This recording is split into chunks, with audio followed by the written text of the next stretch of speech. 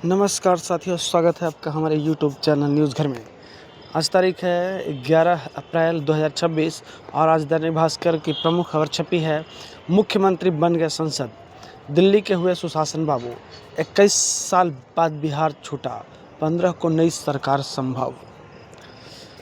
14 अप्रैल को मुख्यमंत्री के पद से इस्तीफा देंगे। बिहार के मुख्यमंत्री नीतीश कुमार अब औपचारिक रूप से दिल्ली के हो गए हैं। उन्होंने शुक्रवार को संसद भवन में राज्यसभा की सदस्यता ग्रहण की। उपराष्ट्रपति सीपी राधाकृष्णन ने उन्हें शपथ दिलाई। राज्यसभा संसद बनने के साथ ही उनके 20 साल का मुख्यमंत्री का कार्यकाल समाप्त हो गया। बताया जा रहा है कि वे 14 अप्रैल को मुख्यमंत्री पद से इस्तीफा दे देंगे। नीतीश अब देश के उन गिने चुने नेताओं में शामिल हो गए हैं जिन्होंने चारों सदनों लोकसभा, राज्यसभा, विधानसभा, विधान परिषद का सफ़र तय किया है। बतौर सीएम चारों सदनों के सदस्य रहने वाले वे लालू प्रसाद के बाद दूसरे नेता हैं। शपथ लेने के बाद नीतीश ने कहा कि आपका नमन, प्रणाम सबको। बाहर निकलने पर मीडिया कर्मियों से किन्हीं की तरफ इशारा करते हुए बोले, 3 वो हैं आपको प्रणाम कर रहे हैं, सुन नहीं रहे हैं? अरे पहले तो हम यहीं दिल्ली के न थे। जदयू के वरिष्ठ नेता और मंत्री विजय चौधरी ने कहा कि नीतीश कुमार 2-4 दिन में सीएम पद छोड़ देंगे। 15 के बाद एनडीए की नई सरकार की शपथ ले सकती है। वहीं नितिन नवीन, उपेंद्र कुशवाहा, रामनाथ ठाकुर तथा शिवेश राम 16 को शपथ लेंगे। नरेंद्र मोदी ने क्या कुछ कहा है, आइए सुनते हैं।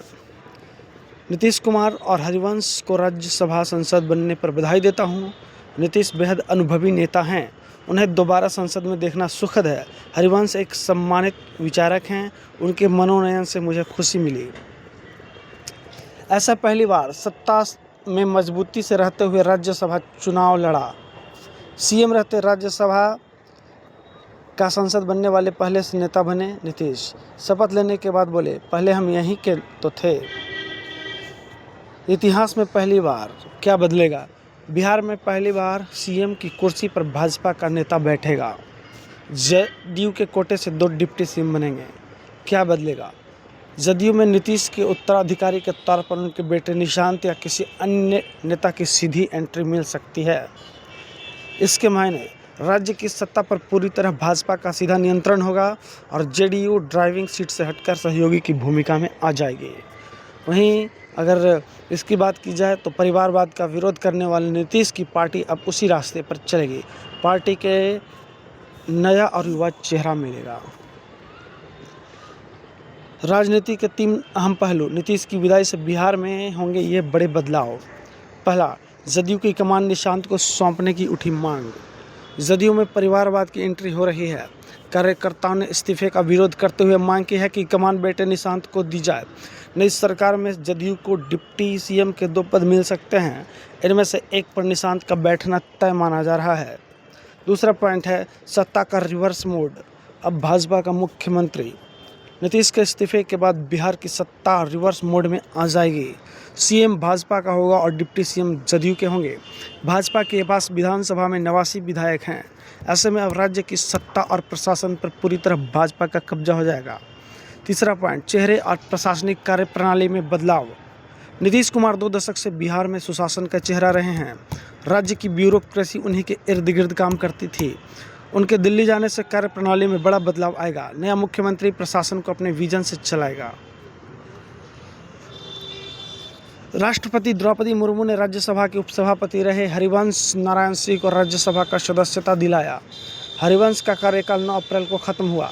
संभव है कि वे फिर से उपसभापति बन जाएं। राष्ट्रपति द्वारा उनका मनोनयन पूर्व मुख्य न्यायाधीश रंजन गोगोई का कार्यकाल समाप्त होने की खाली सीट पर हुई। हरिवंश ने शुक्रवार को शपथ ली।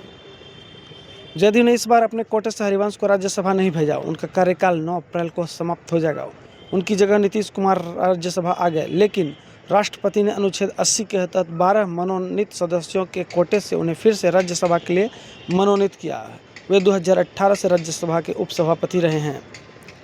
भाजपा सीएम के नाम पर चर्चा की बैठक टली, वजह चुनावी व्यस्तता।